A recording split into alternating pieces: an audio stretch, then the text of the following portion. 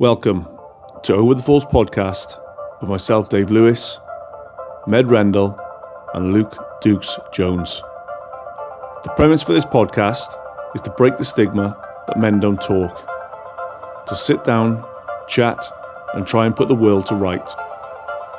Initially, we'll be picking our subjects at random, but as we go further along in the podcast series, we'll be introducing guests from the local area, nationally, and who knows, even internationally.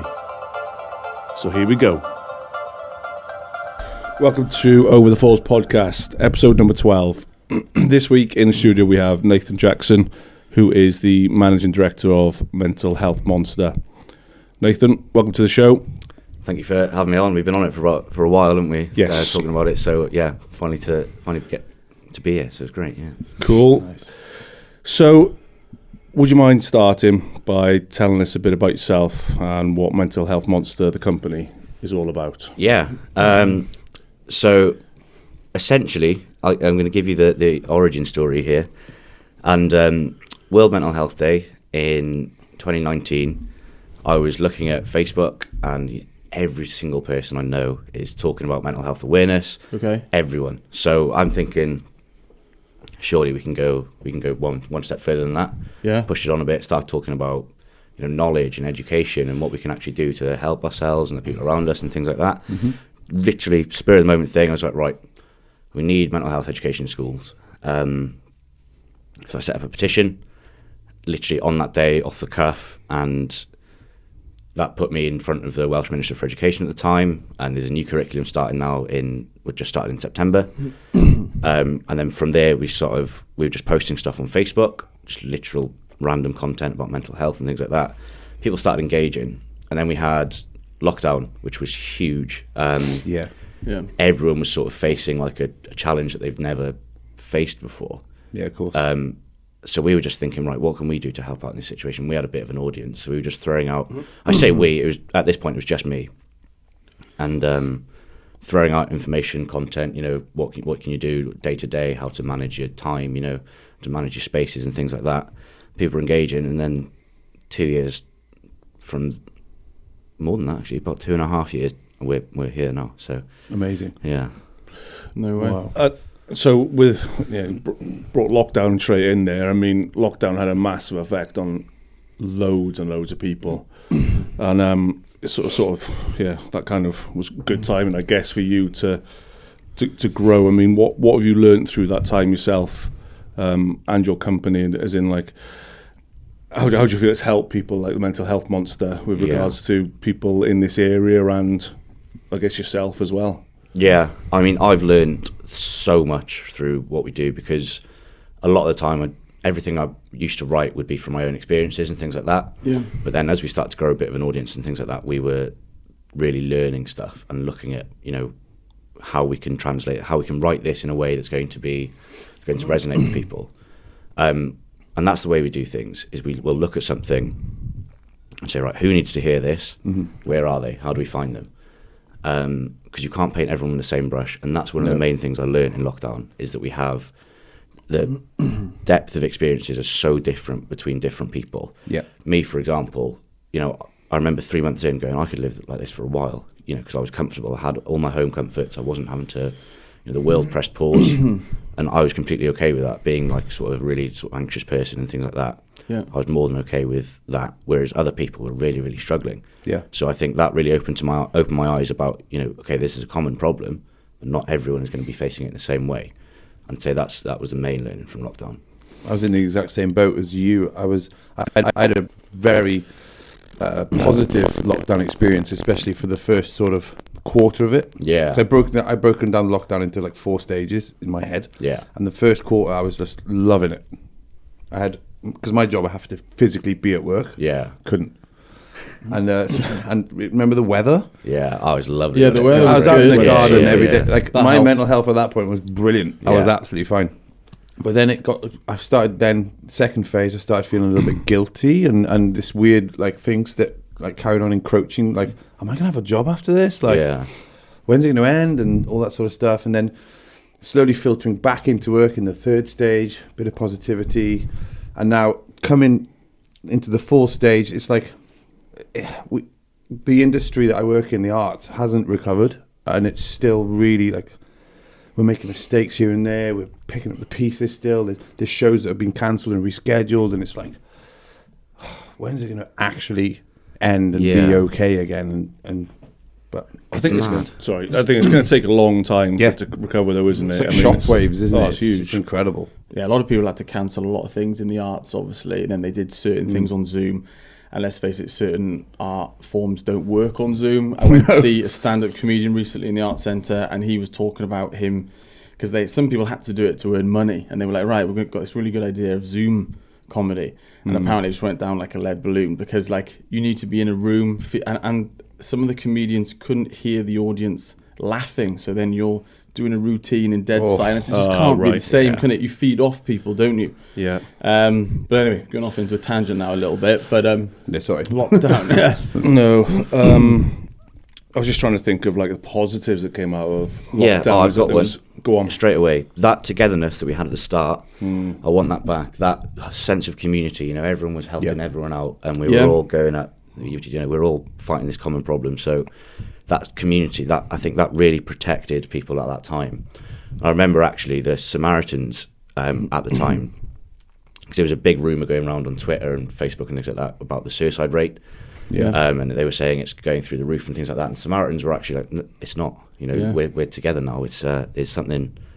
Whatever's happening, people are being protected, and that was at the big end. I don't know how long that lasted really, but that was incredible. That was definitely the most positive thing for me, I think. Yeah. I guess to have like one common goal, at least at the very beginning of lockdown, because I think a lot of people's opinion might have like sort of changed throughout of lockdown, but you're right. I think right at the beginning, everybody had the same common goal, and that was to protect people, essentially, wasn't it? You know what I mean? So yeah, you're right. Right at the beginning, everybody was doing their best for everybody, maybe going out and getting your shopping for your nan, and I don't know, just all those little bits and pieces of trying to help people. Yeah. So yeah, you're right. It stripped us back, didn't it, to just not working and having to protect people that you love, your family, your friends. You had to. Even a lady across the street, that in your community area, you've seen her grow up or whatever, and she's old, and you're like, oh, do you need anything? And talking with people, like I haven't talked to where I live now, the neighbours, so much in my life, and now, hello, like literally talking every day that I see them. It's quite a surreal time, and that is literally because of that lockdown period. It's brilliant. Yeah. I know you said, just going back to the start of Mental Health Monster. I mean, you said you saw obviously like the Mental Health Awareness Day and the World Mental Health Day, Mental Health Day, and that sort of spurred you on to actually get it up and running. Were there any other reasons? I mean, have you ever suffered yourself, and why were you sort of following it? I mean, would you be willing to open up about any of that? More than happy. I speak about it all the time. Okay. So my whole teenage years I had an undiagnosed anxiety disorder, which I still have. Yeah. I've just learnt to sort of manage it. I went to therapy and started picking up some techniques and doing my own research around that and things like that, thinking, because I was sick of it. I was absolutely sick of it. Why am I this way? Why can't I just be normal?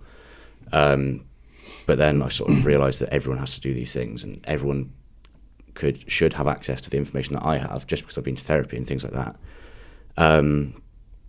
And also in August 2018, it's a really awful time. So I went away to my first uni. It was like it wasn't for me. Dropped out. I was really, really struggling with depression and anxiety at the time. And then in August that summer, my uncle unfortunately took his own life at the age of 29. Oof. I think, yeah, and that really put a chip on my shoulder. That was pure sort of anger. Yeah. And I wanted, as soon as I got the opportunity to act on that, I was going to. Yeah. Oh man, sorry to hear that. Yeah, really sorry to hear that. It's one of those things it'll always be with you, won't it? Yeah, of course. Yeah. Of course it will. I mean, yeah, sorry to hear that, but I mean, what you've done from a positive side of things is set this company up. And I'm sure you've helped so many others in what you've done. Yeah. Already in the few years that you've been doing it. You said anger there, because I mean, similar to what we've done with this podcast. I mean, it's kind of what we set this up in a similar sort of scenario where I lost a close friend. I was like, I've got to do something, and just trying to sort of engage with your friends and actually talk with the people around you, and just breaking that stigma, like what you've been doing, with your company it's similar with us. We just wanted to sit down and chat about a whole range of subjects, but also hit those harder subjects as well, which, it takes something, doesn't it, to actually produce something positive as well, unfortunately. Yeah. I guess a lot of the times. I mean, I always say this, you've got to sometimes dig a hole to plant a tree. So I kind of look at it in that way. And in a way, I used to be sort of grateful for the experiences because they've made me who I am. And I'm sure it's similar with you guys. It's sort of, it's part of life at this point. So, it's one of those things that, and it's just going to feed into you, and you grow so much because of it, and you learn so much about yourself and things like that. So, it's one of those things. Yeah, very true. Because anger was, it's funny you mentioned that. That was my initial reaction when you hear the news, isn't it? It's like, why didn't they call somebody or speak to somebody? Like frustration, guilt. I think, and I think I got a question as in, like, do you think there's the signs? What are the signs before it gets to that point? It's a really difficult question because, I mean, it's different for so many people. But it's all about, if you know someone, and if you know them that well, you might be able to spot them. But some people, including myself, I've been very, very, sometimes I feel like an actor.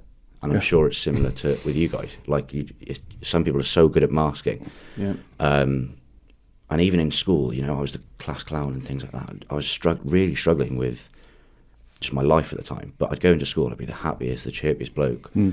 And it's difficult. Of course, there are your standards, the hygiene and things like that. And there's joking about sort of ending your life and things like that are common signs that we see all over the place. But it's really difficult to spot them unless you really, really know that person deep down. And I think there are probably, me saying this with all the training and all the conversations I've had, I think there are probably 3 or 4 people that I could genuinely spot the signs. Yeah. And it's difficult. It's really difficult. Yeah. Everybody's so different, aren't they? I suppose. Exactly. And you're right about sort of the masking. I think a lot of people are quite good at that. I know certain people might wear their heart on their sleeve a little bit more maybe than other people. Yeah. But I think everybody hides things to a certain degree. I think it's just how much you hide them, isn't it? Because on previous podcasts we've talked about people saying, "No, are you okay?" And everyone says, "Yeah, I'm fine." Really, you're not at all. And it's like, why do we do that? Yeah. Why do we mask? Why do we it's not complicated? I think. I mean, you don't necessarily want to burden certain types of people with your problems. Yeah. Sometimes you might be, embarrassed about it, even though you absolutely shouldn't be. But then that's to do with society, and we've talked about that as well. Yeah. I don't know. It's such a huge thing, isn't it, to think about? There's so many different factors of why people don't talk, particularly men. Yeah. I was going to write, so I'm supposed to be working with this bloke, and we're going to write an article on this very thing. It was inspired by the Paddy Pimlet thing. Yeah, I remember saying Yeah. And, we talk about how much talking helps and things, and it really does. But in the other sense, there are also times where it doesn't.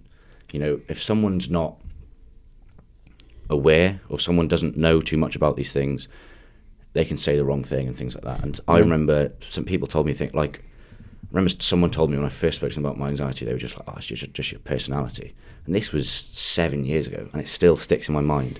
So there's also that element of, is this the right person to talk to? You've got to really, really trust that person to be open and vulnerable with them. Yeah. So again, I think you've got to choose wisely, because otherwise, it's not. Yeah. It's not all okay. We'll talk and then things get better. It's a whole process, and there's so many factors that feed into it. So it's not just one thing that we can just be like, let's get talking. I think solve it all. For me personally, like exactly on what you're saying, I've gone through my life, and I've gone through filters, and I've filtered who I trust to unburden myself with, and who I give a little bit to, if that makes sense. Yeah. And I seek advice mostly from my father for anything massive like that I'm facing or worried about. And every bit of advice he's ever given me has always helped a lot. Then I got my friends, it's like, yeah, exactly what you're saying, pick. But you have to sort of experiment with that as well before you realise, oh, that didn't work, or oh, that was really good advice. I didn't know that was going to happen. Yeah. So yeah, it's. I suppose a good question to ask, and is like, what advice would you have for someone who to actually listen to someone and recognise the signs that they are actually opening up to you? Yeah. I mean, what advice would you give to someone? Yeah, there's a lot. So there's a difference between listening and what we call active listening. And active listening is really, really important in those situations. If someone's being open with you, you've got to make sure they're comfortable. You've got to, I do this on my phone all the time when people are speaking to me, and I put it there. And if a message pops up, I won't look at it. I'll make a point of not looking at it just to show that person that I'm there, I'm listening. You've got to engage with eye contact. Yeah. But it's all about making them feel as comfortable as possible. And that's different for different people. Some people like to, talk in the car because they're not looking at you and they can just speak. Yeah. I don't know if have you ever had like a parked car conversation like late at night or something like that? And they're usually the best ones for getting people to sort of open up and things like that, because it's all about making them feel comfortable. And that's where I'd start, because I don't know every single person in the world, but the people that are opening up to you probably know them more than I do. So I'd say whatever you can do to make them comfortable, do it. If in that situation, if they're wanting to open up to you, 100%. Yeah. Nice. It's interesting sitting in the car as well, because you're not actually facing each other either. Yeah. So I guess that would make the person feel more comfortable again, wouldn't they? Especially two blokes talking to each other, because the pride thing and all of that. That is incredible. Actually, That's interesting you said that. Yeah. Long journeys with somebody I don't like. I've got a friend that I've driven up to a surf spot, and I've talked to him more than I would like in a pub. Yeah. Because I know I've got 2 hours with him, and we're driving to a common goal. We're going to go surfing, and no one else can hear as well, I suppose. And if it you're in a just pub, feels you might be comfortable. worried Yeah. that someone on the next table can hear you. Yeah. And I suppose if I think about now, me and Dave sitting like 5 inches away from each other, dead straight on, that probably doesn't feel that comfortable. It's like sniper, isn't it? Yeah. So sitting side by side, and interesting that you mentioned, say, maybe in the night as well, because it's sort of everything's sort of like It's that mood, honed I in think. a little bit more, dimmed down. Yeah. It's interesting. So what like sort of questions would you? How would you sort of keep that conversation going if you recognise, okay, this person's actually opening up here? Obviously, you're saying about the listening and the active listening. Yeah. What sort of questions would you? I guess not talking over them is one. Yeah, definitely. Big thing. But any ideas? What sort of questions? It does depend on where the conversation flows. But obviously, the main one you start with, and we always say this is, are you okay? And of course they're going to say fine. 9 out of 10 people would. Yeah. Then you ask so again. automatic. Yeah. And then you hit them with it again. You say, no, really, and then once they start opening up and you get the ball rolling, I think you just pick on things that they say, and you just, simple things like, oh, how was that for you? Or a really interesting trick that I learned it on like Instagram or something. And when someone's speaking and they finish speaking, and you just sit there and you can just look at them, and because that there's more that they want to say, but you don't want to ask anything to get it out, or they don't want to feel comfortable. So you just sit there and you wait like 3 seconds, bang, they're straight out with it. But To fill the silence, do you think? Yeah. Sometimes. Or because they actually want. It's weird, isn't it? It's whether they're trying to fill a silence or not. It depends how well you know them, maybe. Whether they're filling the silence, or maybe just trying to fill the silence would bring out some truth as well. Yeah. So, yeah. Because that 3 seconds could feel like a lifetime. Yeah. Couldn't it? I'm terrible at silences. If there's a silence, I'm like, is it my turn to speak? I have to speak, and I will speak, and I usually end up saying some absolute bollocks. Yeah. I think it normally depends how well you know the people. I think, like my closest friends, I could happily sit there in quite a lot of silence, I think. Just because how comfortable I am with those people, but I would feel the Yeah. need to fill them if I didn't know them that well, maybe. Yeah, that's interesting. Mm. Yeah, and it makes complete sense. Yeah. Very similar in that, in that sort of silent sense. But yeah, I think it's just, picking up their signs, what they're trying to tell you, and being really sort of intentional about it, and not just asking leading questions. I'd say, how was that for you? Or that must have been rough. How did that feel? Or things like that. And then you can get onto, once you've established that ground, you can get onto, right, what needs to change? What sort of things are you looking at? Have you considered this? Have you considered that? And but you've got to, you have 2 ears and 1 mouth for a reason in those situations. So it's all about just doing what you can to make sure they know that you're listening. Yeah. I think. Wow.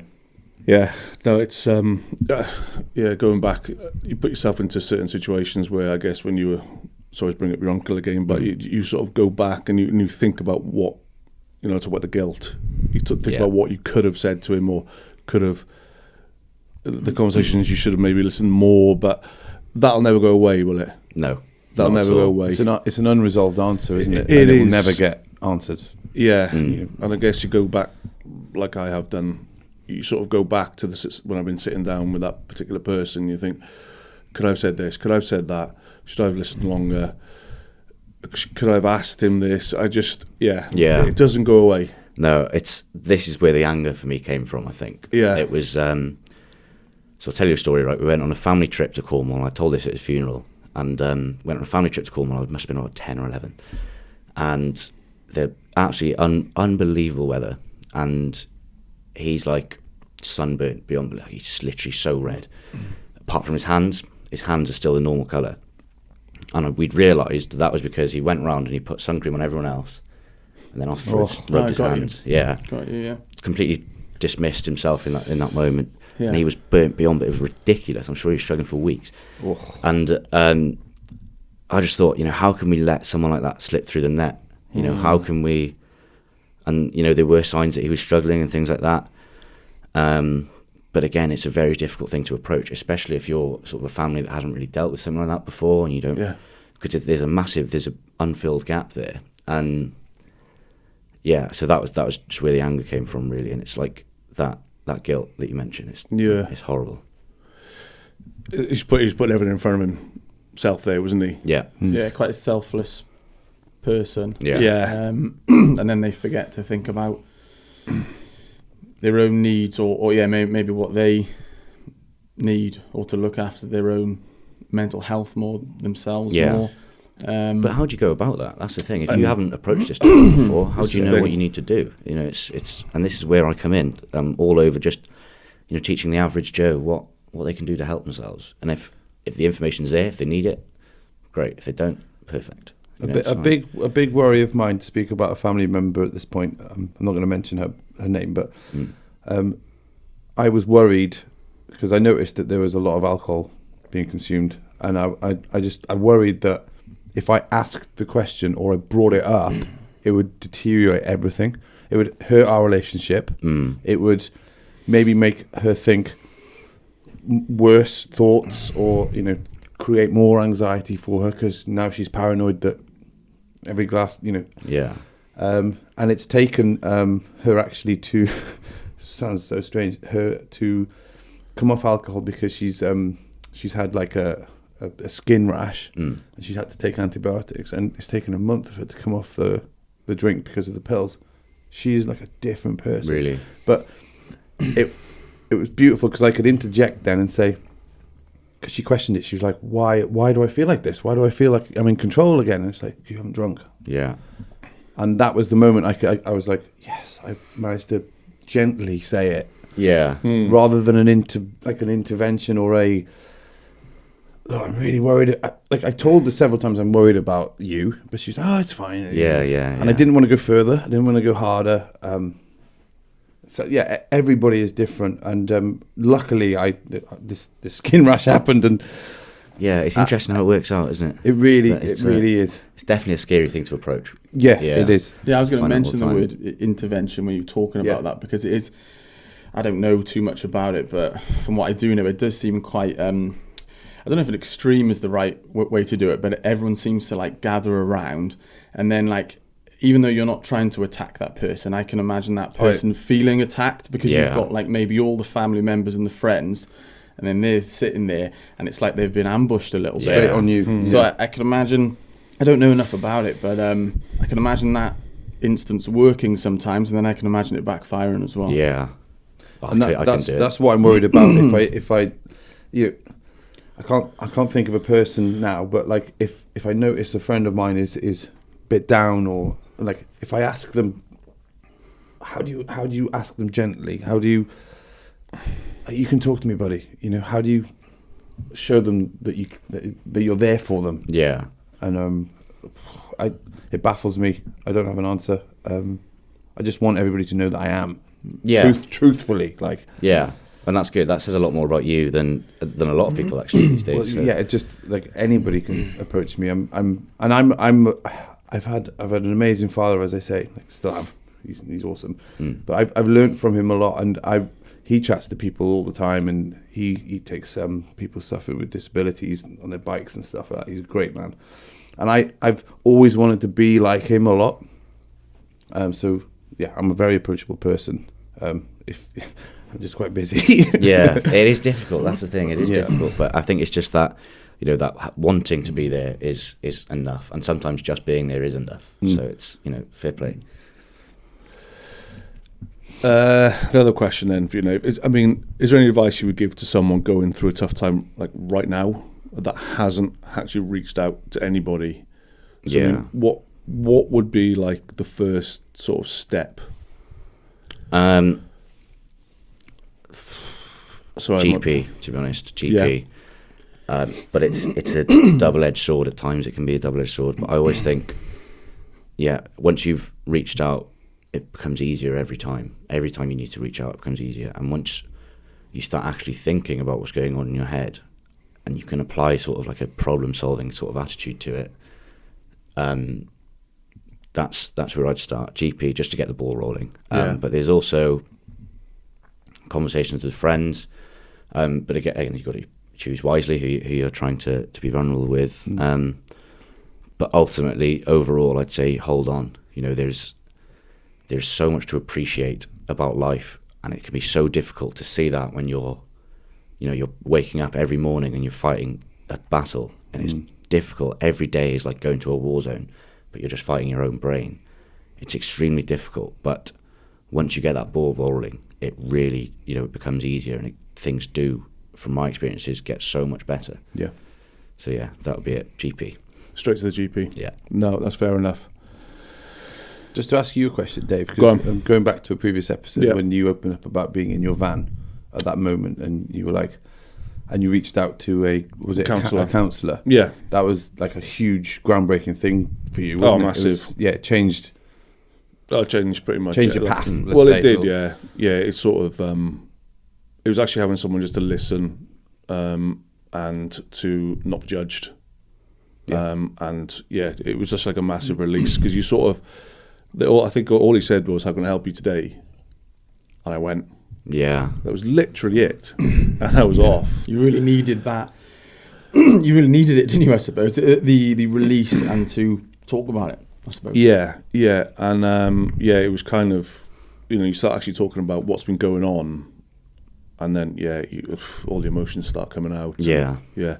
I mean, do you mind me asking you, have you've been to like counselling and things? You've had all that sort of help as well, and nothing to be ashamed of? Not at all. Not at all. It's like these people are paid. They do all this sorts of training to help people. Why would you not use them? Like, it's I was literally on the tip of my tongue. Yeah. Why a really good tool that is right there, and all you've got to do is pick it up to use it.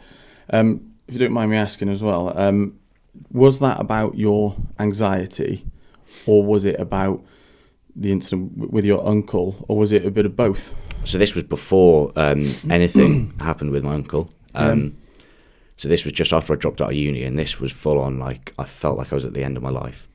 Mm-hmm. So fortunately, my mum sort of knew someone and threw me into counselling.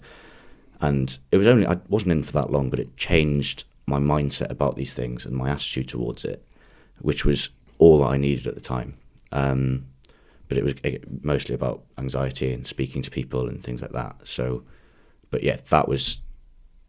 I'm ashamed to admit that I let it get to that point before I even thought about counselling. Right. So yeah. Did you get any helpful advice or tips? Or I'm just thinking about if people are listening to this and maybe they also struggling with anxiety. Is there anything you can share specifically about anxiety that would help people, or anything that the counsellors have told you? Or? Yeah. Well, I think so. Over the years, I've developed my own sort of ways of doing things.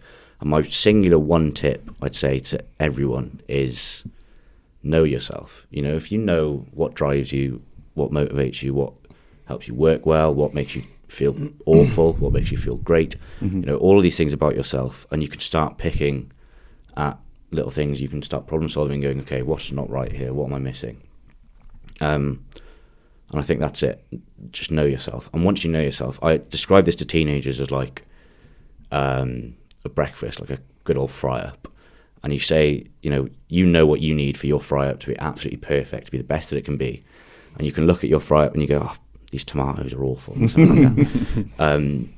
And if you sort of apply that same attitude but to your mental health, you know, if you treat your mental health as a recipe, you need all the ingredients to be the best that it can be, you can start going out and finding those ingredients. You know, if you're struggling with your sleep, you can go and get help for your sleep. You can use apps, and you can put barriers in place and things like that. If you need professional support to be the best you can be, you can go and get the professional support. And you can start looking at it and just go look at your plate and go, right, what am I missing here? Yeah. And if So it's all about something's knowing making yourself. you feel shit, I suppose, say there's some element in your life and you think that one element, whatever it is, whether it's a person or something that you're doing or something, you think that makes me feel really shit. I guess it's difficult sometimes, but you try and remove that from your life. And if you couldn't, you'd lessen it maybe. I don't know. Yeah, and it's just that problem-solving attitude. You know, if something's not right for you, it's not right for you. Less brown sauce. Exactly, yeah. Get the mushrooms Disgusting and tomatoes off. That's what I would say. Nothing wrong with mushrooms and tomatoes. That's all. I'm going to throw that out Different there. strokes for different folks, Dave. Yeah. You know, I just want to jump in here as well about like, you know, I think Med said it, when you finding the right person to open up to. I think sometimes, and you use the word sort of like you don't want to be judged. I think sometimes you get like an air about somebody, and normally it's like the people, and they might be putting a mask on themselves where they think, oh no, everything in my life is perfect and everything's great. And I think that's the kind of person that you probably least likely open up to. Like I was trying to relate it to something. So me and Dave talk about this sometimes, and say a small example would be, say your child isn't sleeping and you're going through a really, really tough time. You'd be more likely to converse with somebody and talk about it if you kind of know that they're going through a similar thing to you. Yeah. Because you don't want someone to go to you, that's absolutely mad. All right, you feel like that? Oh, that's crazy. Oh Yeah. no, I don't feel like that at all. It'll end. And that Yeah. for me is probably really bad. And then I'm just tying it in with something like sleep deprivation, I suppose. And I think you're more likely to think you'd want to talk to someone going through a similar thing as you.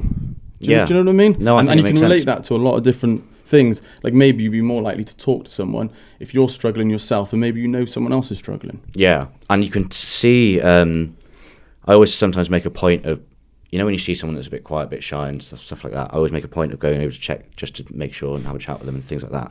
Because you've been there, you know, I've been that bloke and I know what it's like. And I think what you mentioned there about the judgment, I think that's a big problem with lads.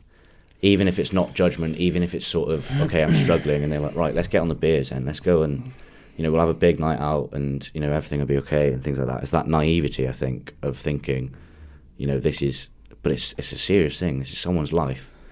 And I think lads can be a bit too quick to jump on the, you'll be all right, let's go out and pull a couple of beers and stuff like that, and it'll all be all right. So I think that naivety is a big problem with blokes. I think personally, I think, well, like I've discussed anxiety and things in the previous episode, but like alcohol's probably the worst thing for me. You know, and it's taken me years to admit that, because like the beer fear could last for weeks for me after every night.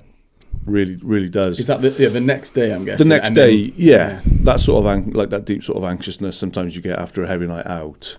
I think you were the literally first. would be weeks sometimes, and Yeah. you know, you think, okay, there's something not quite right going on here after a heavy night. So when you're saying about lads, oh, come on, lads, just go out for a few beers, that could be so detrimental. Yeah. It'd be to good that person for about going through that. good for about 2 hours. Yeah. Or Great for maybe 2 2 hours. to 5 Yeah. hours, Yeah. and then you're right, the hangover, and Yeah. moving forward, and then sometimes people think like, oh, what did I say last night? Did I say the Yeah. wrong thing? Yeah. And then you get that weird over-analysing I know people yeah. can get, and you think like, oh, what on earth, did I offend that person, or Yeah. was I an idiot? Did I make myself look stupid? Yeah. Yeah, I think you were the first person to ever say that was a thing. And this was back in the Swansea days, Yeah.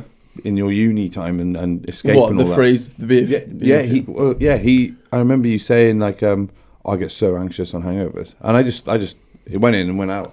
Yeah. I was like, what does that? What does that Probably mean? back then. But it was just a comment. It wasn't actually reaching out either. I think. Yeah. I think it was just like a sort of passing. It wasn't like anything serious or anything. Yeah. It was just like one of But those. it may have been the beginning of recognizing, Maybe.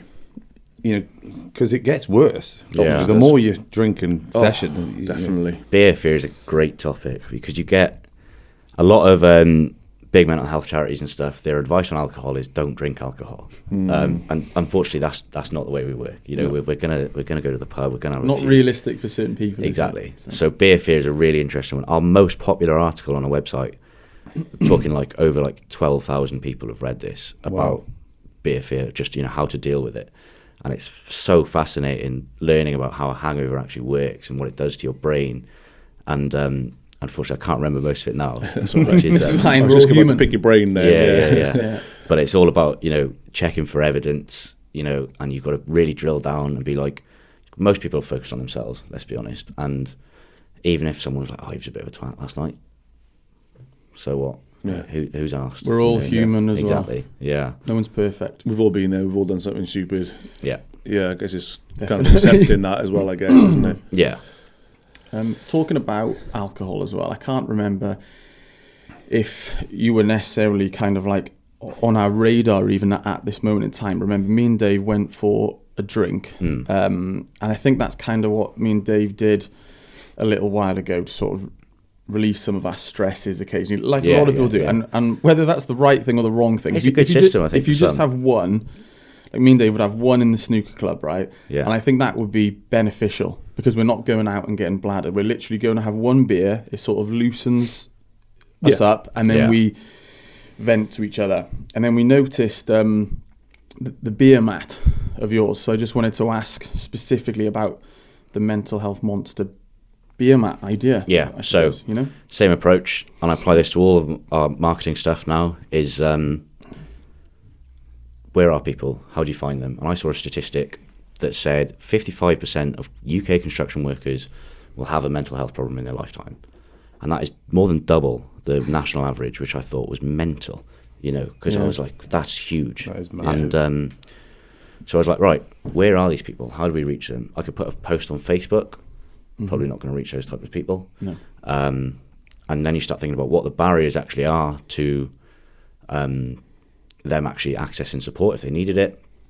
And you find, I did a bit of research for my undergrad dissertation, and I found out that the way you phrase certain things can change the way blokes tend to view these things. If you refer to, you'll probably hear the term mental fitness a lot more now, because that's a way of framing it so that blokes think, oh, it's fitness. And you'll start referring to it as problem solving, things like that. But anyway, I digress. So we looked at the language and stuff that we were going to put on the beer mats, and we came up with 4.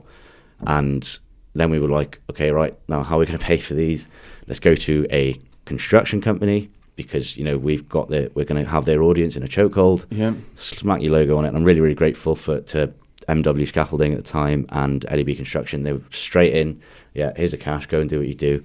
Oh, amazing. And we delivered $10,000 on Ceredigion, and it was a fantastic project to work on. Yeah, it was class. Nice. And I've seen them firsthand in the snooker club, in the pier. Yeah, there's still a few knocking about now, and it's I get sent all the time. Like, I saw this last night. I was like, it's class. Nice. It's a good idea. That is a very, very good idea, and you're right about the sort of construction industry and people within it, and that crazy statistic. And we talked briefly about that in this podcast, because me and Dave sort of in that industry, and the reasons why, maybe, and it kind of does make sense in my head why they would struggle more, because of all the sort of bravado, and you can't imagine that many people on site. Yeah. Going, come here, let's have a cuppa and have a chat. It's just Oh, no. not really going to happen because Yeah. I've been on those sites. Yeah. And I know. But it's clever what you did with that campaign, because you can imagine sort of like a group of lads sitting down having a beer, and then say like a couple of them go to the toilet or whatever, and then the one lad would just be looking at your beer mat and quickly just Have a little scan. have a little scan of it and then put it down without really any of his Yeah. mates knowing. Yeah. So it was Or really even clever. Just put it in your pocket in Put the in your night. pocket, when whatever. everyone goes and there's It's 4 really beer good. mats on the table, Yeah. you go like that in your pocket. Yeah. So I it is think a really good It was idea. really, really good idea. People don't want to go out of their. I don't want people to have to go out of their way to find this information. So I want to put it in front of people, whether they feel like they need it or not. The beer mats they were the perfect representation of that. You know, we had Absolutely. the right people, and we had the right information in front of them. And I see the statistics of how many people have scanned them and things like that. And I think so. We showed over 200 people, you know, where they can go for support. And that's excluding the people that were like, you know, just scanning it to have a look at what it was and stuff like that. Oh, And it's amazing. really, really interesting to see. We could have had access to, you know, see where they went from that and things like that, but I wasn't comfortable with that information. No, No. the data protection. That's the Yeah. next realm. level, yeah. Yeah. But yeah, it's a really, really interesting project, and I'm all about that approach, you know, putting things in front of people so that it's there if they need it. No, it's really, really Well, good. I've noticed, like, I'm not sure who was behind that. This similar sort of campaign, like in urinals, like there's things in front of you in certain pubs in town or Yeah. in the bigger cities, especially. Like, you know, you're struggling with this or this or this. There's a lot of erectile dysfunction Yeah. ones, and there's a lot of things. Yeah, that's probably- Is your gear working? All that sort of stuff. But, Yeah. like, you Geared notice men. it- Yeah. You notice it while you're peeing because you. Yeah. You're like such a who likes captive peeing in audience at front that of people? point. Like, Yeah. it's right there. Yeah, you can't not see that. Can't so not that's a see it. pretty Yeah, it's good. well-placed advert, Yeah. let's Yeah. say. Yeah. Have you said about campaigns there? Have you got anything else in the pipeline? Are you working on anything at the moment? Okay, so yeah, this is probably the first time I've said this publicly. Oh. Is we're Exclusive. shutting down. We're shutting up shop Wow. in January. But Okay. before that, we have one last big project, which is a survey. We're throwing all of our money that we have left into marketing this big old survey. We're finding out what people's attitudes are, you know, assessing where we are on the spectrum, basically, because you've got some who are, you know, really mentally healthy and aware and all that sort of stuff, and you've got people still lagging behind that don't really know what's going on. Yeah. So we're assessing that. We're trying to find out different age groups, find out what people are struggling with, what they think are the most important issues to focus on, what they need from support services, how they like to get their information, and things like that, so that I can write up a big report, hand it to all the mental health organisations in the county, and say, look, you've got no excuse now. This is Nice. yeah, Well done. yeah. One last This is our last serious stand. push Well done. to try and get thank some you. change. I want to leave a legacy, to be honest, and I'm sure we've probably already done that. I think you have. But Yeah. Well, yeah, let's rewind to the start of the conversation today. You mentioned that in schools the curriculum has changed, right? yeah, Yeah. Now, Lee Coulson told us about He that. did. He said that physical education is no longer called that. It's called Well-being. well-being now. yeah, Things like that. That's a huge incredible. shift. Yeah. That's like history. Totally alien to like our Oh, generation. completely. yeah. We had PE, and well, that was kind of it. Yeah. Yeah. Nothing to do with what was going on in your head. I think that's amazing what's happening. Yeah, it's really, really good to see. I'm not going to take credit for the you know, the whole rehaul, but I do a lot of work on mental health research and stuff like that, and I've seen some of the proposals and all the research that's happening, and there are really, really good things coming in the mental health world. It's Brilliant. incredible what's happening like behind the scenes. There is a bit of an issue of whether it'll actually get to the people that need it, but you know, we're having a go at it. It's really, really good what's happening. Yeah, Brilliant. Do you want me asking you why you're shutting shop then? Yeah, what's so it's an interesting one. We were going to have a go at it, but so the woman I run it with, she's fantastic, but she's having a child probably right now. So obviously it was going to be a lot of work to have to grow, and we were going to be we were at a really sort of crossroads where we were going to have to take on staff and volunteers and things like that. And to be honest, me personally, I'd much rather be the bloke with a chip on my shoulder. I don't like being an entrepreneur and having to think about, okay, we need to make this amount of sales, we need to do this amount of talks. Yeah, okay. And it becomes a bit robotic. And I felt myself, there was a moment where someone was speaking to me, and I get it all the time in town, 3 or 4 people, and it's great, they'll come and speak to me, they'll tell me their story or something like that. And I remember this once having to fake the empathy and fake that reaction because it was so normal to me to hear this stuff. And I was like, I don't know, this is not where I want to be. I want to actually, be that bloke with a chip on my shoulder and be the bloke that's trying to change things, not someone that's just running a business and falls into the whole, bureaucracy, robotic trap type of thing. Understood. Okay, so that's the main bulk of it. There are a few reasons as well. I think. Well, it must be hard. It must be really difficult. I was going to say, and taxing and I could not do that. Like I can happily talk to my friends and promote men talking and even be there for people, but that's where it ends for me. I don't have the skill set, the toolbox to, I don't know, go further. Yeah, I'm sure you have it in sort of your own way, and I'm sure there are people, because there are certain people that I resonate with that you might not, and things like that. So it's all about, meeting people where they are. And a lot of it was very experimental. And I feel like in the past, I've sort of held us back subconsciously because I was scared of where it was going to get to. And, kind of at times felt like a bit of a, I don't want to say fraud, but like a bit of like, oh my God, this is happening to me. This is huge. This is such a responsibility. And I got a bit, so I've sort of like held it back a bit subconsciously because of that, I think. And I think now is the right time. I'm 23. I can go now and get some experience in other areas. Yeah. Because I've got a job lined up. I'm going to be moving to London and things like that, doing the exact same work. Okay. Pretty much. So, I'm really excited for that. But I think it's the right time to just, nip it in the bud for now. Yeah. Okay. Oh yeah. Well, congrats on what you've done so far. Definitely, yeah. And I'm sure you and have the move to people. London. Yeah, thank you. Good. It's pretty sick. It's pretty exciting at the moment. Yeah. Nice. That's good. So, you seem to do you've done a huge amount for others. Can I ask, how are you? Yeah. So very anxious at the moment. I'd say I'd be very open in saying that because it's a very emotional, turbulent time. I'm shutting down what's been my life for the last 3 years. Yep. And I'm worried, thinking, am I making a mistake? And things like that. So there's a lot of stuff to battle with at the moment. And obviously there's the move to London and things like that, which is obviously a massive step. And so I'd say anxious, but I'm going to throw the question back at all of you and do what I do.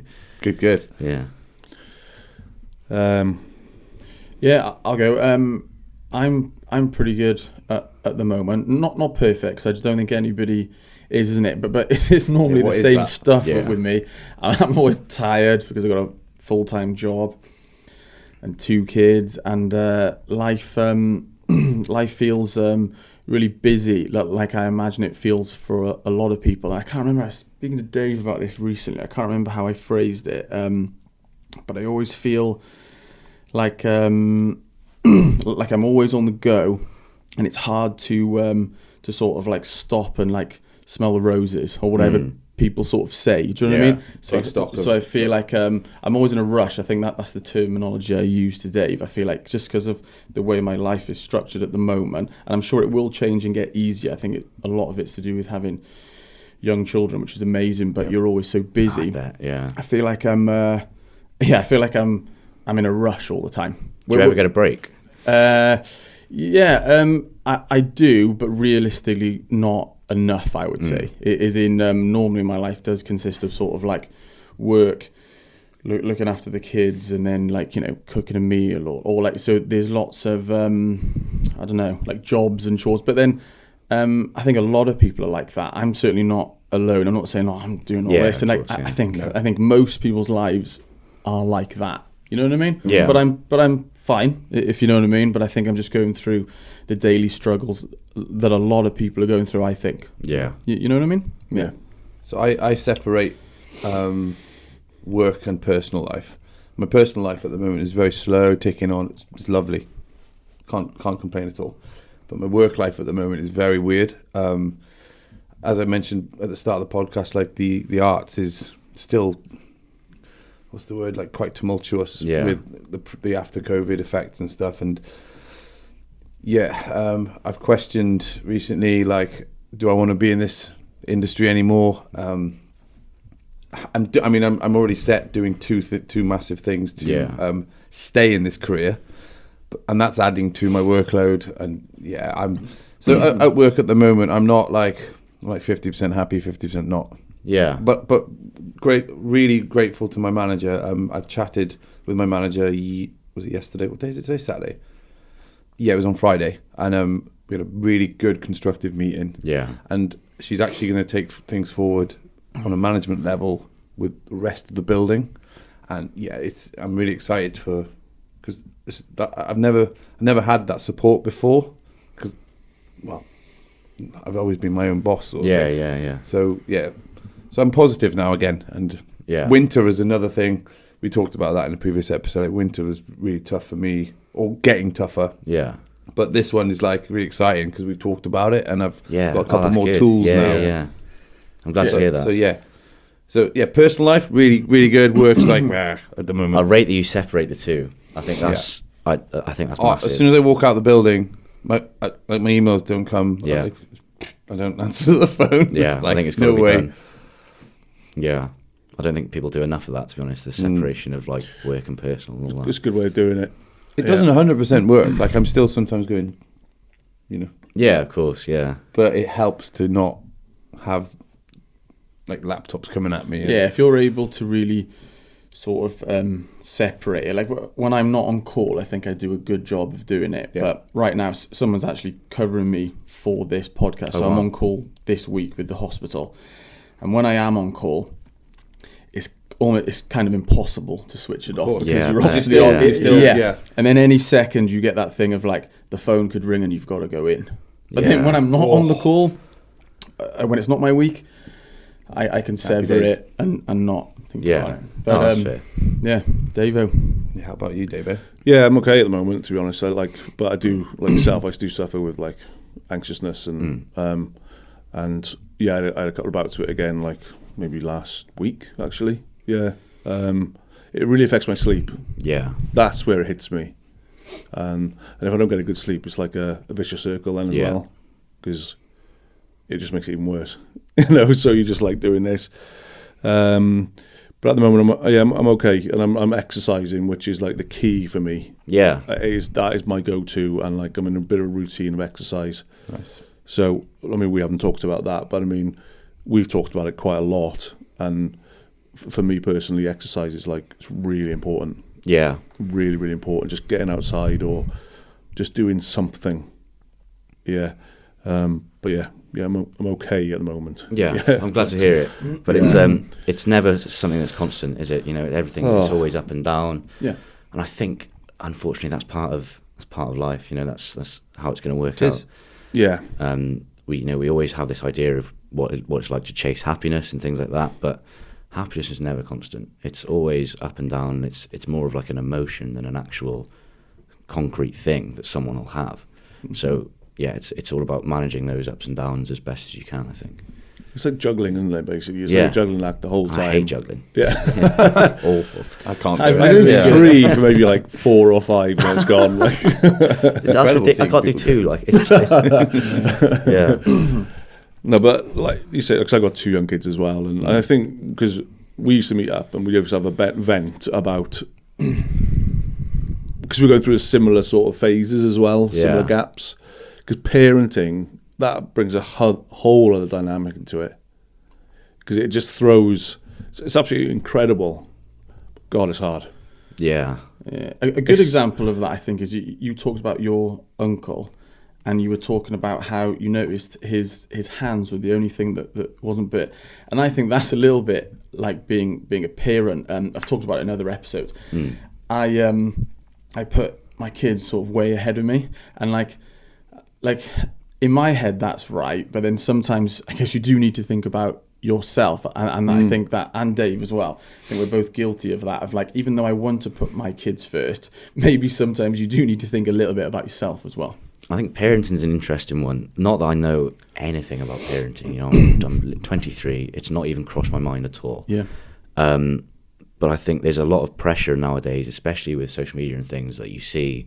There's this idea of being a perfect parent, and I've seen so many people just lose that battle of sort of they're so strung up on what it means to be the perfect parent. Yeah. Yeah. Is it achievable? Probably not. No. And yeah, so it's a really, really interesting topic. It's not measurable, really, is it? I mean, you'd have to go to the end of that child's life to go, oh well, let's analyze the entire thing. Yeah. And go, I was a good job. parent. Yeah. Like, I think you just got to do your best. That's what it feels like to me. Just do your best. And I think a lot of people do this, and they take things from their own childhood and they think, I think those bits my parents nailed, and I think that was absolutely amazing. And then you try and sort of instill that into your own kids, and then maybe you tweak it. And I think that's kind of naturally what people do as parents. They sort of tweak their own experiences and think, my mum and dad did a hell of a good job. Yeah. And to be fair, my mum and dad, they did do a good job. They were Definitely, great parents.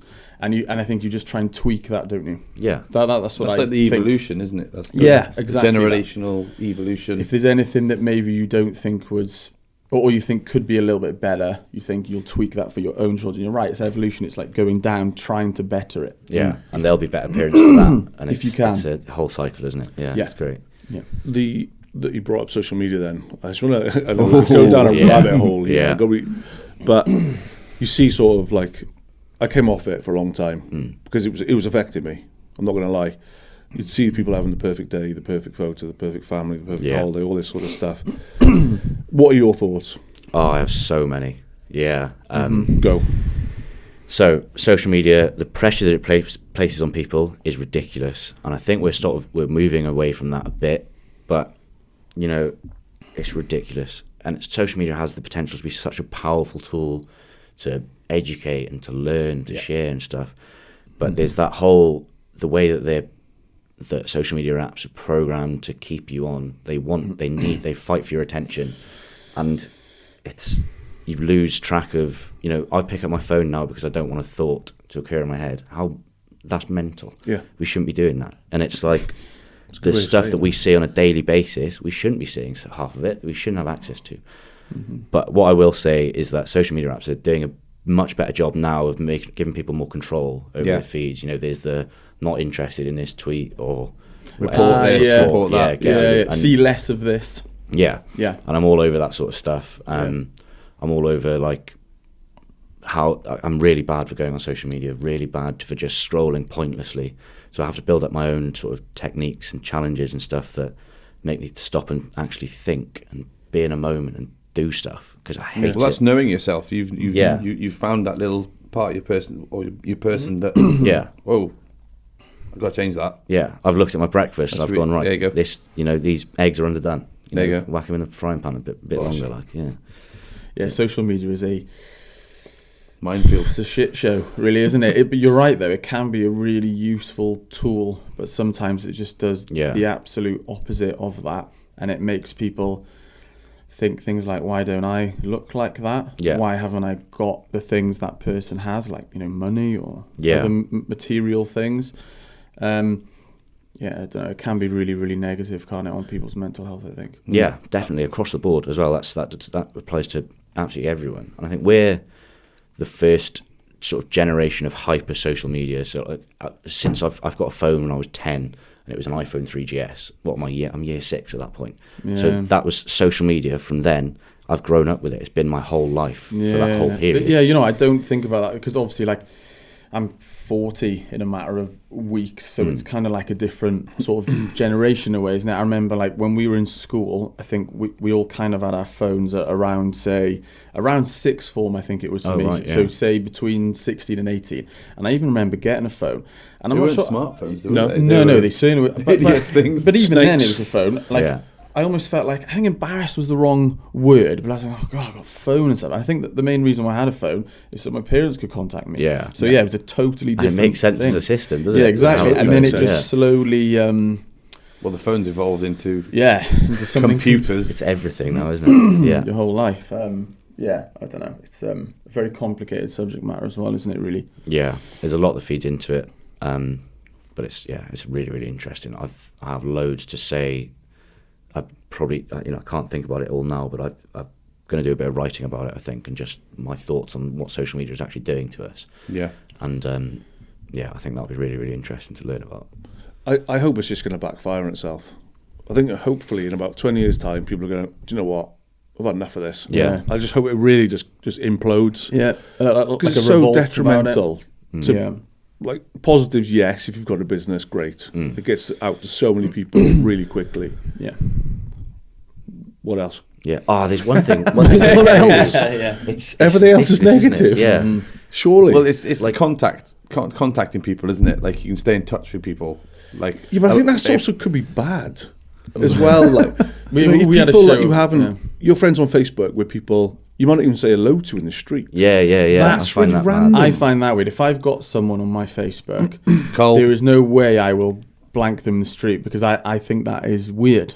Right. You know what I mean? So say if Yeah. I've got someone, I haven't got loads and loads of friends, maybe that's another reason why. I mean on Facebook, things, say, for instance, I would say hello to every person, if you know what I mean. But yeah, you're right, that is a weird one, isn't it? To make that bigger, like I'm friends with people I met in New Zealand still. And I see them growing up. That's with their really children. nice. I like that. And I can comment and have a little chat. No, I like like that. that. That is incredible. Yeah. I couldn't have that. Yeah. Yeah. I don't know their phone numbers. 30% positive, maybe 70% negative. I think so, because yeah. we had like a podcast. I don't think it was specifically about social, or was it? Pros and cons, yeah. Yeah, pros and cons. It was, Yeah. sorry, and I think it was mainly detrimental. I Yeah. think, Yeah. to be honest with you. What do you think then? Do you think it's just going to get worse, or what? What's like your? I like to opinions of think it? that we're at a crossroads now. That we have to get better at protecting people on social media. Otherwise, it is just going to fold. Surely, because people, there are a lot of people that are so fed up with it because everyone needs it now. No matter what career you're in, everyone's saying you need to be visible on this profile. You need to be visible. You need to have a platform and to share and things like that. And I completely agree with that 30-70 thing. It's great for having a laugh and stuff like that. Like some of the videos you see are absolutely hilarious. Oh, and I'm all that folded sort of over as some of the TikTok videos. I Yeah, watched. it's incredible. They're like hilarious. Yeah, and that's what I love. But I do think, give it time, and we'll try and maybe rediscover that, that sense of being human, I suppose. I woke up this morning. Sorry, Dave, you asked a question. Sorry. No, I was going to bring up the question I think you're about to ask. Yeah, but basically, I woke up this morning and a question just landed in my head, sort of thing, to ask you, and then I thought about it now as well because we're talking about like generational differences and social media and things, and I was thinking if you go back, say, 50 years, 70 years, whatever, we'll just go back in time. Do you think people suffered with their mental health a similar amount as they do today, and maybe they had to hide it because it was, you'd seriously be judged for it back then? Or do you think it's just how different the world is today that we're creating more mental health problems? It's a bit of a yin and yang thing, like a bit of both, I think. I definitely think back in the day, obviously my interpretation of this is through speaking to people and through films and all that sort of stuff, and I do think there had to be a mask, especially, I mean, there was a war going on in the I know. 40s and stuff like that, so, if And you're they there call it- like, oh, I'm struggling with this, people are probably at that point just going to be like, right, we've got to get on with it, we have no choice, type of thing. And I think that attitude has now changed in that people have more power, more control over their own lives. And I think that's where the sort of mental health issues are sort of coming from, because people are not mental health issues, are coming from the mental health attitudes are coming from now, and people are more open because they have more control. Whereas back in the day, it was, lace your boots up, you've got to go to work. But now I think that whole employment shift and that whole, just having control over our lives has changed the way that we view mental health massively. Yeah, you're right. They people used to get burnt for like when they used to burn witches and stuff like that if they were a bit odd. It's strange. Or strange. Shock therapy. Yeah, and like I don't know what year it was, but it probably surprised you how late it was. Yeah, where they were how close shocking. to now? I think it might have been like maybe like 60s or 70s or something. They were shocking people. There's a guy somewhere still alive today, I think, and he had a lobotomy, which was they just took a piece of his brain out. And it wasn't that like long ago that they thought that was a decent procedure for a mental health. Yeah, I think it was like the frontal lobe, wasn't Yeah. it? Or something. That Session 9 movie is a little bit about that. Yeah, it is actually. But yeah, it's so weird, isn't it? How you think, God, we've come so far, Yeah. and then you think, hopefully, we're going to continue to sort of progress Yeah. in a positive way, isn't it? You know, well, along those lines is technology as well. So like we landed on the moon in the 60s, but before that it was dreamt about. Yeah. Technology now, where look at Musk with his he's flying rockets into space, and half of the rockets coming back down to land on a little platform in the middle of the ocean. He's also like fired. He's also fired half the Twitter stuff. Well, I mean, like that's like a whole other. He's a strange person, but like technology, I'm talking about here. It's incredible. Oh, within technology, he's a very, very switched on guy. I mean, you can't say anything else about him, I don't think. But I don't know. But I don't know. It just popped into my head because I was thinking, like, I know.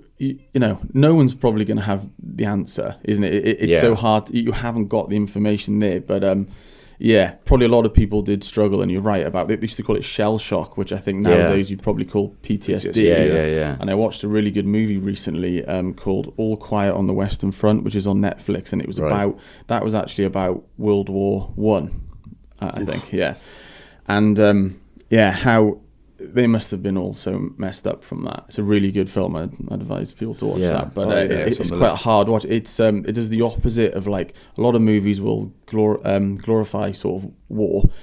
This does the polar opposite. Yeah. It's sort of like the harsh, cold realities of how bad a war is. Yeah. But what people went through back then. Private Ryan, the opening scene. I remember my granddad talking to me about shell shock. Yeah. And then when he came back, because he served in the Second World War, and he heard a car backfire, and he just basically dived into the shop. Oh, it's because it brought it all back. Yeah. Muscle memory of what you've gone through or learned. Exactly. Yeah. So I mean, he must have been. Well, they all would have been on pins the whole time. After going through something like that. I just want to go back to sort of talking about, like, today. I mean, why? We've kind of touched on it a little bit there, but, like, why do you think some people can cope better with, like, the daily struggles and stresses, and others kind of can't? Because I mean, like, the four of us around this table now all have different levels of coping, and I'm just wondering if you've got. I know it's quite a tricky question to ask. How do you think we can cope differently? I think it's the question. I think it's all about, it comes back to that knowing yourself. Some people are hardwired and built completely different. There are some people I'm incredibly jealous of. But what I think is that, the most common sort of suicide age category is 39 to 45, I think. And I think people that assume that they're hardwired and they can navigate life's challenges and things like that without thinking about their mental health and things, which is fine if you can do it, but I think people sometimes get to that age and they combust. It's built up so much over that whole period. And they've got all these stresses, parenthood, things like that. If people to take care of, they've got to put people in front of themselves. And I think this is just from my own sort of thinking about it, is that they combust.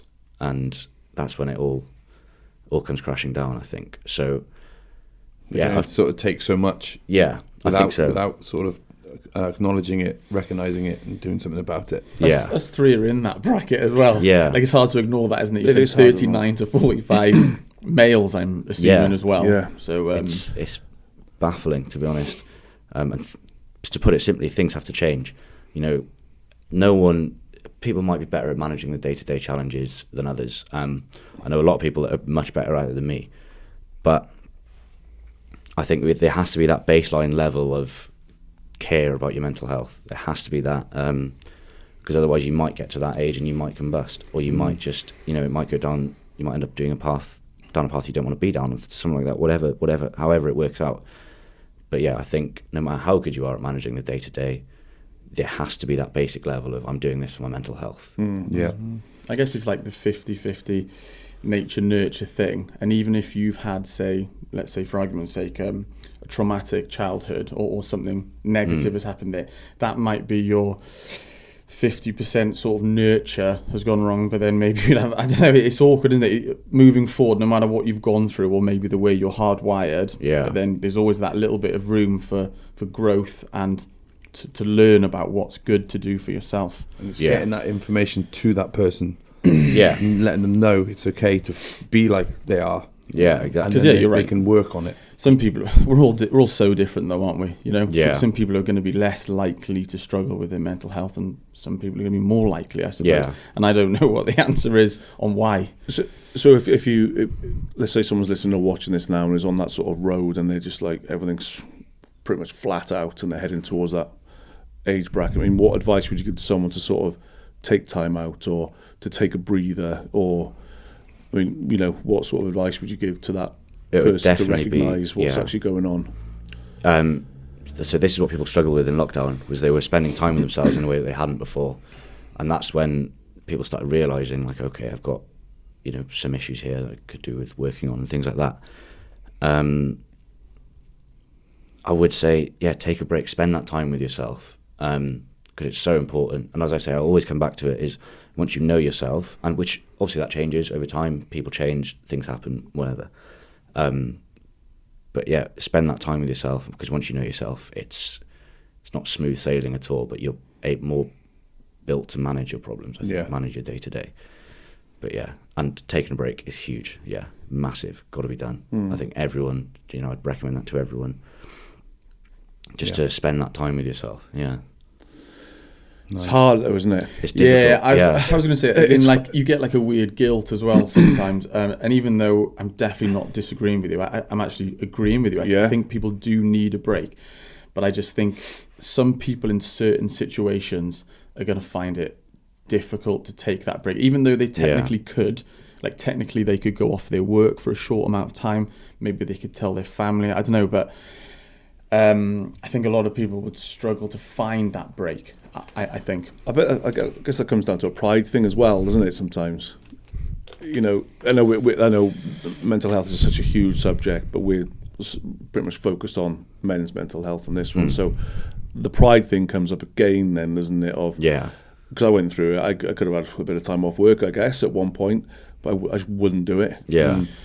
You know, but I mean, there's so many opportunities to do that, because it'll be so beneficial for you if it's just a week. Yeah.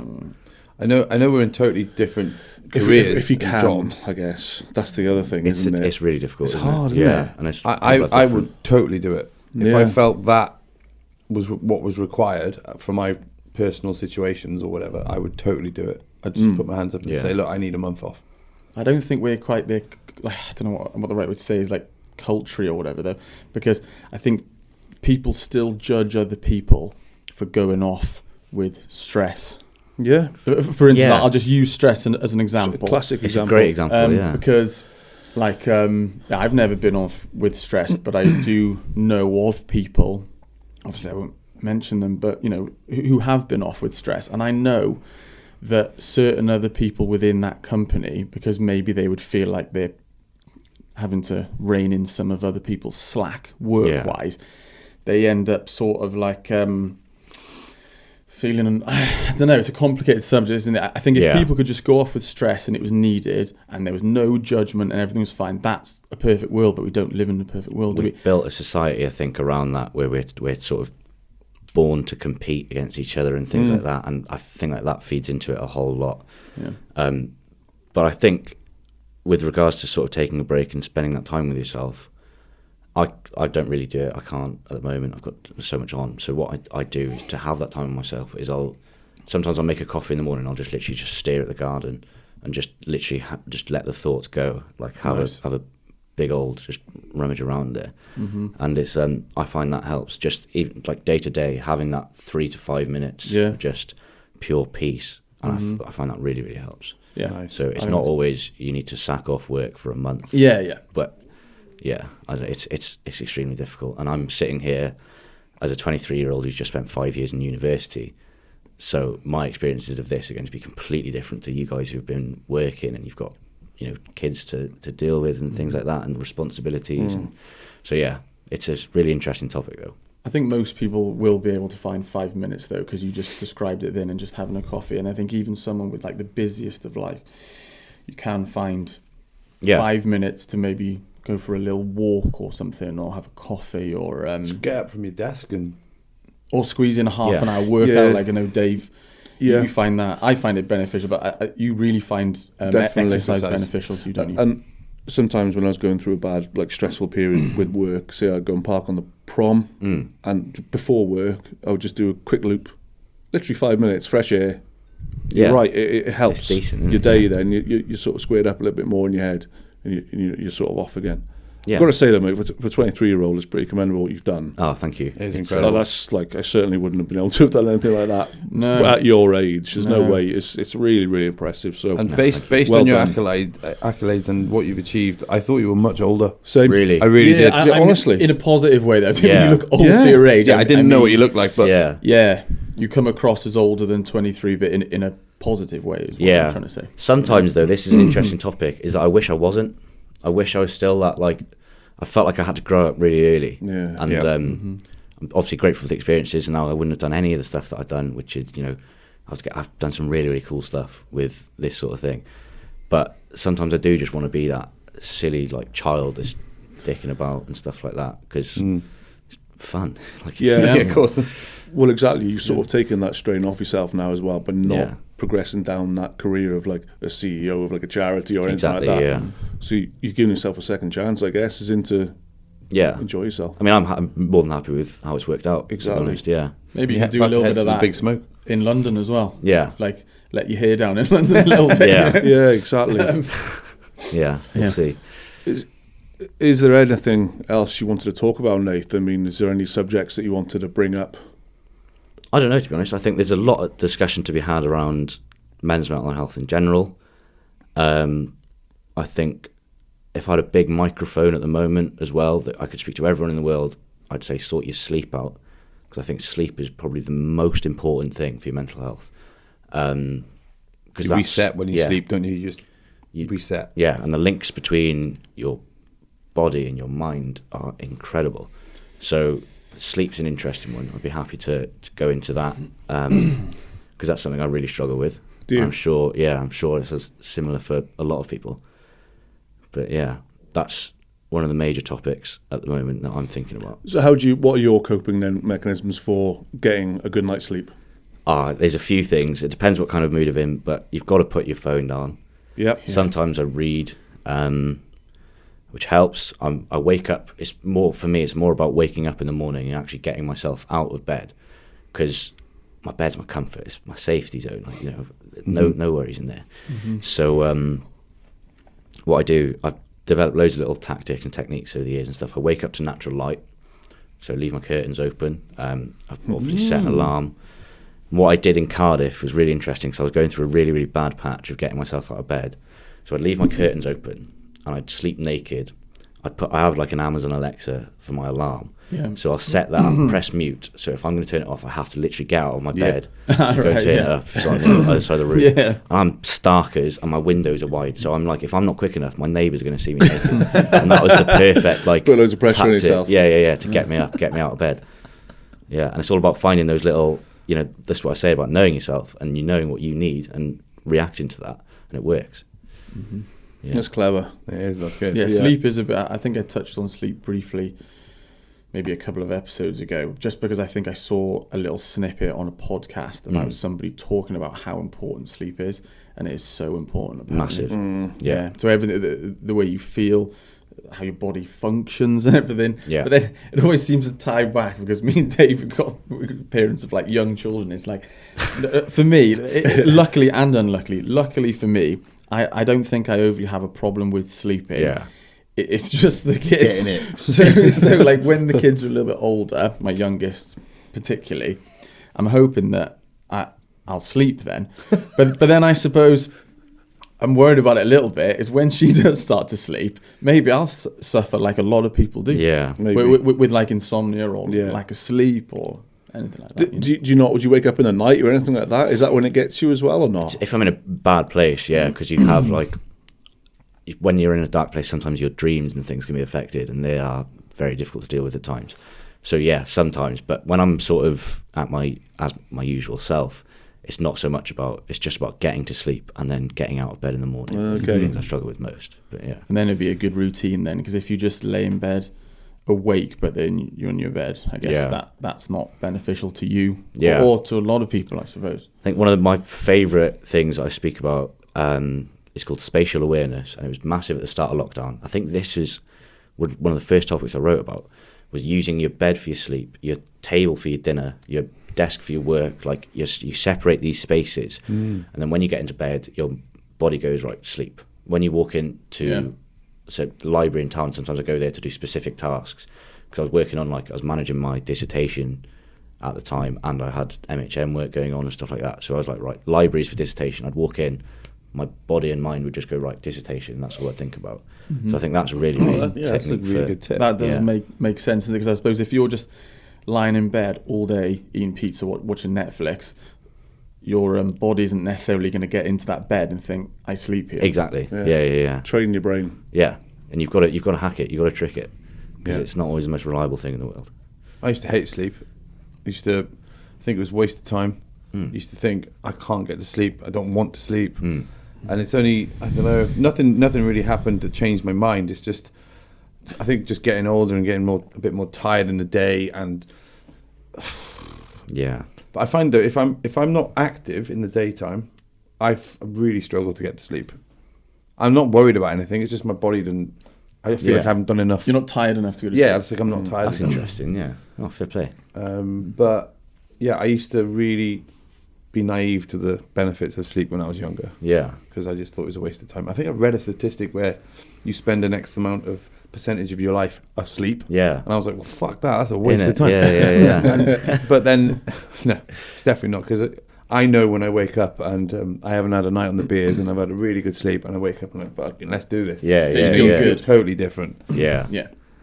So yeah, go to sleep. Yeah, sort your sleep out. It's massive.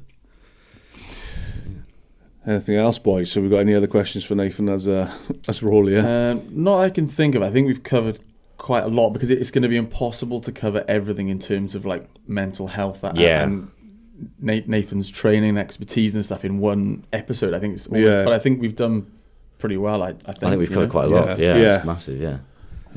Got a few quick fire questions for you. Go for it. Yeah, come on. Yeah. Favorite chocolate bar? Whoa. See, it's going to be controversial, right? I'm going to say Bounty, and they've just been taken out of the celebrations box, haven't they? The Bounty. Oh, I'm fuming. You know what? I love a Bounty, right? Yeah, Bounty ice cream is and probably it the best works ice cream. well, because most people leave them at the bottom of that pack. And I love the red one and the blue one. Favorite one, red or blue? The dark chocolate or the milk chocolate? Dark chocolate all day. I haven't seen the dark chocolate one for years. Head down the garage by my house, mate. I quite like the dark. I like both. Got to be milk. Milk and the blue one, the standard one. Mine's a double decker if you want to know. Okay, That's a great one. You got the marshmallow and the crunch. Cadbury's chocolate as well. I'll go. Mine's pretty classic. I think it'll change as well every now and again. But every time I eat a Snickers, I love a Snickers. Great bar. That's a really good bar. Straight up dairy milk chocolate. Straight in. Middle of the Straight road. in. Yeah. Out the fridge or room temperature? Out the fridge. Glass and a half of milk. Least favourite chocolate bar? Least favourite chocolate bar. I had a Turkish Delight once when I was 9. I was like, this Fried. Tastes like soap, right? Tastes like soap. why on earth would people eat I don't that? know. I'm with you on that. Absolutely. Yeah. I like the powdered Turkish Delight in the boxes, but the chocolate bar fries is awful. Oh, Make me sick. Not for me. Yeah. What did you say? Are you agreeing with Nathan? Turkish Delight is the worst thing invented The worst to eat. It's chocolate like soap. bar. I mean, that is quite something. I like most of them as well. I don't know. I remember eating a Fuse, if anybody remembers those. Show my age. Do you remember a Fuse? Wasn't a Fuse almost like a picnic or a lion bar? Biscuit, raisin, it was Cadbury's. It wasn't great. What's your worst one, Dave? Crunchy. Oh, I quite like a crunchy. Oh, mate. Bottom of the pile. What happened? If I could press a button, I got rid of all the crunches in the world and press it right now. Honeycomb. Oh. It does get in your teeth, though. That's one negative. But I there's do a time like and a it. place for. Oh, come on. They're not the worst. No, I like no. a crunchy. No. I do. I don't like a flake because they're just hard to eat. Messy. I mean, when it's in your mouth, it's great. Yeah. Let's see. Yeah. And you got a twirl or a ripple. It's got to be a ripple. Or Galaxy. what about a spiral? It's old school. Anyway, Dave, any more quick no, fire that's it. Sorry, I just want to end on sort of a bit of a because no, but I just want to say again, it's really commendable what you've done, and you should be really proud of what you've achieved at your age. It's pretty impressive. Like, to be honest, I love it. I love how it's worked out. see. I walk into a pub every time I'm on a night out, and I get so many people congratulating me and thanking me and stuff like that, and that's literally what what I do it for, and it's You great. know that It's you're doing perfect. some good, Yeah, don't you? And you're helping people. You've changed, lives. You've probably saved lives. well, I What like you've to done- think that we've just got our town talking. Yes. And I'm having these conversations, and I'm holding people accountable that are falling in certain places and things like that. And I'm really, really just doing whatever I can to go at it. And at the moment, it's good, it's fresh. I'm really, really happy with how it's working. Well done, man. Yeah, well Yeah, done. Well really done. And good. thanks for coming on and doing it. Oh, mate, it's been Yeah, great. really I've been looking appreciate forward to it for a while. To be Good, fair, yeah. No, I'm glad we got it down, and I'm certainly keen to get you on again, because it'd be good to hear like a particular subject and we could really go deep into it. So, no, Nathan, thank you very much. And to Thank catch you, up with you past London, like, that'd be interesting. Yeah. Yeah, see how you're doing. See how it's going on. But yeah, I just want to say also before I finish up, I'm going to encourage people to get involved with the Ceredigion Mental Health Survey. It takes 4 minutes. There'll be posters around Ceredigion with a QR code on it. Brilliant. It'll be all over the socials and things like that. We're throwing everything into it. And I had a go at it the other day, and I did it in 40 clicks. So, it's nothing, no time out of people's day whatsoever. It's just, and that's going to help, hopefully going to help so many people years to come. Because this is what we need. If we're going to change things, we need to know what we need to change. Yeah, so the research side needs to be right up there. Yeah, we'll share that. We'll get involved in that. And Lovely. The link will be available on when this podcast goes out. Brilliant. No Yeah, doubt. We'll definitely share it. Definitely. Nathan, boys, thank you very much. Thank you very much. Thank you.